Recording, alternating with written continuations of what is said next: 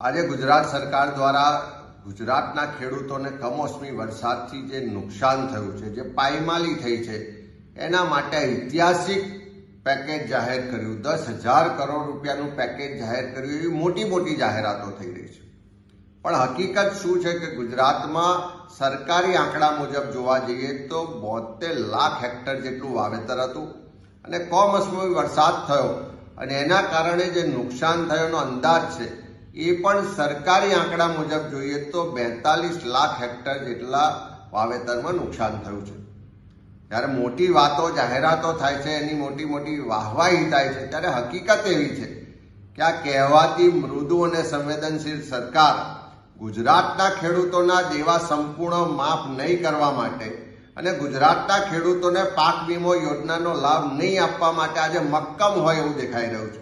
કારણ કે આખા ગુજરાતમાંથી એક જ અવાજ છે કે ખેડૂતો આર્થિક રીતે પાયમાલ થયા છે. દ્વારકામાં ખેડૂત આત્મહત્યા કરે છે, ઉનામાં ખેડૂત આત્મહત્યા કરે છે.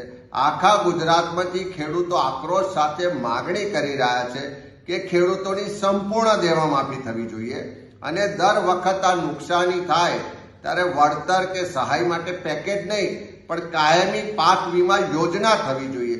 પણ આ બંને બાબતોએ આજે સરકારે કોઈ પણ જાતનો પગલાં નહીં લઈ અને એની ખેડૂત વિરોધી માનસિકતા દેખાડી છે.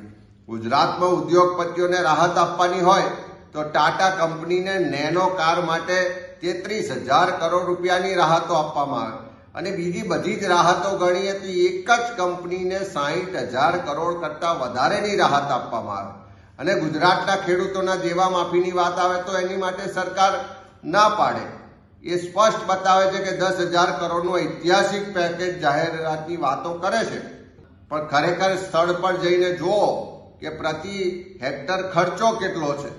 પ્રતિ હેક્ટર એનો ખર્ચની સાથે એનું જે ઉપજ છે એને વેચવા જાય તો એની જે આમદની થવાની એનો સરવાળો કરીએ તો 1 વીઘાના 50,000 રૂપિયા સુધી કપાસમાં અને અન્ય પેદાશોમાં એટલી આવકની શક્યતાઓ ખેડૂતોની મહેનત હતી.